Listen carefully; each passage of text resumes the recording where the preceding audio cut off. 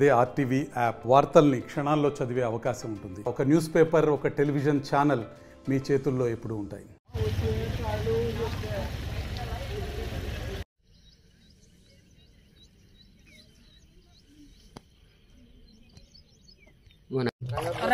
రంగబొట్టు బసవనగొట్టు రంగబొట్టు దిక్కు నుండి తెగి మా పొలాల్లోకి వచ్చినావే.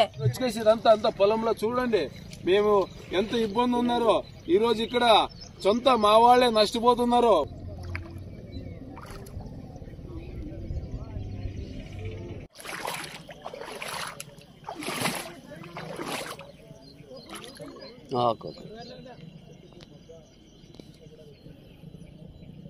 బసిరెడ్డి వైసీపీ కాంట్రాక్టు నాయకుడు మీ ఇష్టానుసారంగా మా గవర్నమెంట్ ఉండదనికేసి ఇష్టానుసారంగా ఈడొచ్చి చేసేసి బసిరెడ్డి గారు మీరు వచ్చి 40 లక్షలు కాంట్రాక్ట్ కోసం చూసినారు, కానీ ఇక్కడ ₹1 కోటి నష్టమైపోయినాం రైతులు.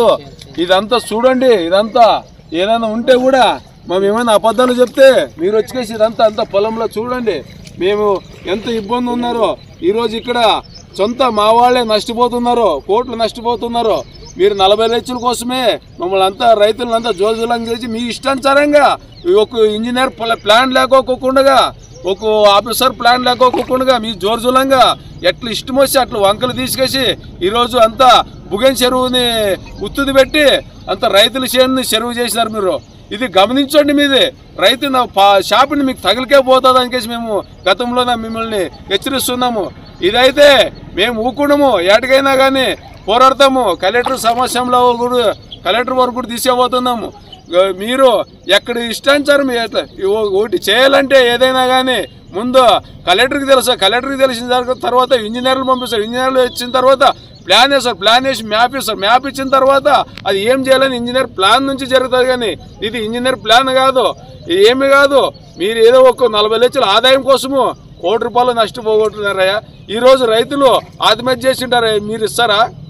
మీరేమన్నా బసిరెడ్డి గారు గమనించండి, మీరు ఇది వెంటనే మీరు వచ్చేసి రైతులకి సాయం చేయాలనికేసి కోరుతాం. లేదంటే మీ మీదే చలవ తీసుకేసి మిమ్మల్ని మీ రైతులకి ఇంత నష్టపోయింది మీ మీదే కేసు పెట్టుకేసి మిమ్మల్ని ఏం చేస్తామో గతంలో మీరు ముందు తర్వాత కూడా మీరు గుర్తించుకున్న అట్లా మేము చేస్తాం. కానీ ఇది ఏదో తిక్కు శాస్త్రులు చేసేసి పిల్లవరం చేసేసి వాళ్ళని బెదిరించి వీళ్ళని బెదిరించి ఏదో చేసే వ్యవహారం కాదు ఇది. మీరు వచ్చేసి ఇప్పుడు రైతులతో దగ్గరికి వచ్చేసి మాట్లాడి వీళ్ళకి నష్టపరారు మీరు కట్టాలనికేసి మేము కోరుతున్నాము. ఇది వెంటనే ఒక వైసీపీ నాయకుడు బాలనారెడ్డి గారికి కానీ హెచ్చరిస్తున్నాము. రైతు ముఖ్యమా, నీకు కాంట్రాక్ట్ ముఖ్యమా? నీకు ఓటేసే ఓటు కోసము మీరు ఇవన్నీ చేసేసి మీరు ఎంత చేశారు?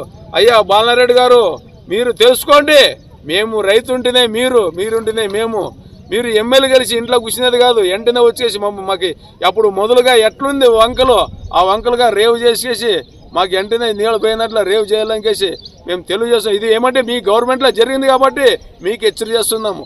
ఈరోజు టీడీపీ గవర్నమెంట్లో జరిగితే టీడీపీకి హెచ్చరిక చేస్తున్నాము. రైతు ముఖ్యం, మాకు ఇవన్నీ రాజకీయాలు ముఖ్యం లేదు. మేము రైతు ఆడ ఇబ్బంది ఉండదంటే ఆడిపోయి మేము చేస్తాము. కానీ ఇది వెంటనే మీరు వచ్చేసి మీరు కానీ ఇంకొకటి అధికారస్తులు కానీ వచ్చేసి దీన్ని వెంటనే మాకు క్లియర్ చేయాలా, అది మోర్లన్నీ తెరిపేయాలనికేసి మేము కోరుతున్నాం.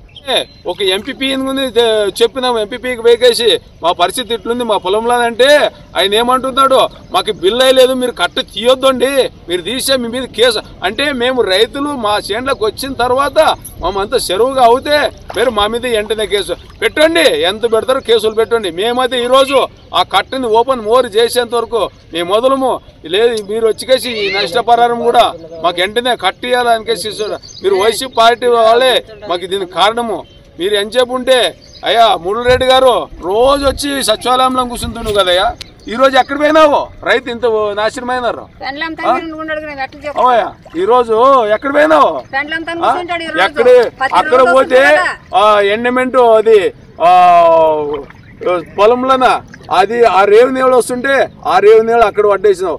చింతకుంట రోడ్డు మొత్తం పోతుంటే అక్కడ రంగకొట్టు రోడ్డు పిన్నెలకు వంది నీళ్ళు అవి వస్తుంటే అక్కడే రోడ్డుకి వాగినావు.